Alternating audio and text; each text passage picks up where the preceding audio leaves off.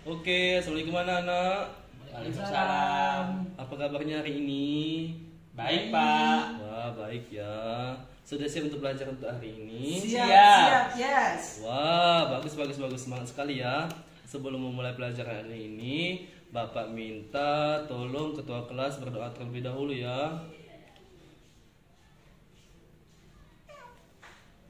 Sudah selesai. Oke, setelah berdoa, ada yang tahu materi kita hari ini apa? Tahu sistem respirasi. Wah, benar. Mungkin ada yang tahu apa itu sistem respirasi, ada yang bisa bantu Bapak untuk menjawabnya? Sistem pernapasan, Pak. Oke, nggak apa-apa, Pak. Ada yang lain? Nggak ada, nggak apa-apa. Oke, jadi sistem respirasi ini adalah suatu sistem biologis yang terdiri dari organ dan struktur-struktur yang digunakan untuk pertukaran gas pada hewan maupun tumbuhan. Nah, manusia, hewan maupun tumbuhan ini sebagai makhluk hidup, kita perlu oksigen untuk hidup. Waktu bernapas, kita mempunyai organ-organ yang bekerjasama dan membentuk sistem organ yang bekerjasama yang ada di lingkungan hidup sampai pada setiap sel yang digunakan untuk dibutuhkan. Nah, oksigen ini anak tidak tersedia di dalam makhluk hidup. Kita bisa mendapatkan oksigen ini dari lingkungan di sekitar kita. Bernapas artinya kegiatan menghirup atau memasukkan oksigen dan lingkungan hidup untuk mengeluarkan uap air lewat pernapasan kita. Nah, kali ini kita akan mempelajari lebih lanjut tentang organ-organ pernapasan. Anak-anak, ada yang tahu alat pernapasan kita? Ada yang tahu? Belum ada, nggak apa-apa.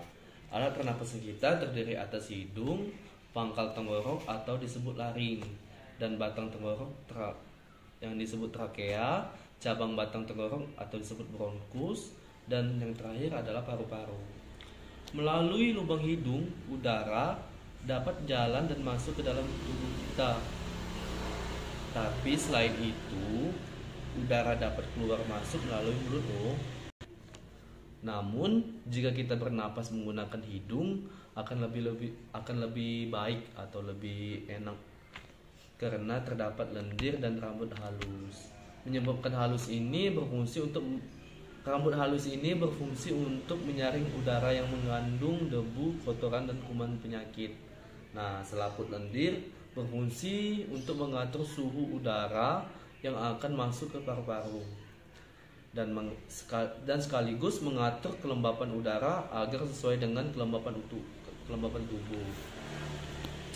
Hidung juga jalur yang langsung terhubung dengan alat pernapasan berikutnya, yaitu tenggorokan ini.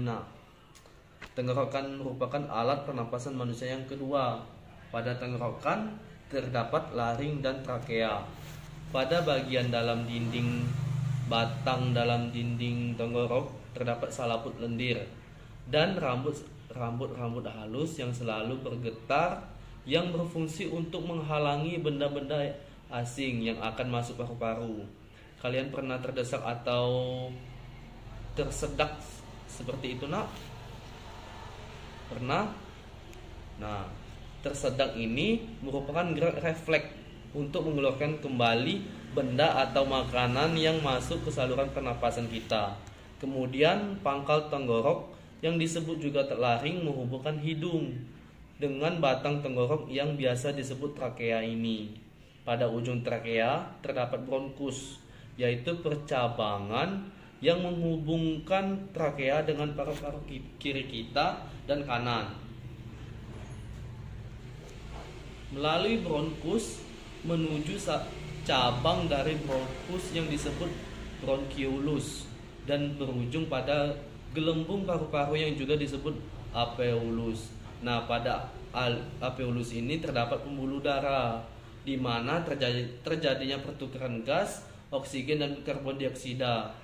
Tahu nggak kalau sistem pernapasan kita ini terdiri dari dua, yaitu pernapasan dada yang umum kita lakukan seperti biasa dan pernapasan perut. Apa sih perbedaannya? Ada yang tahu nggak? Nggak ada, ya nggak apa-apa.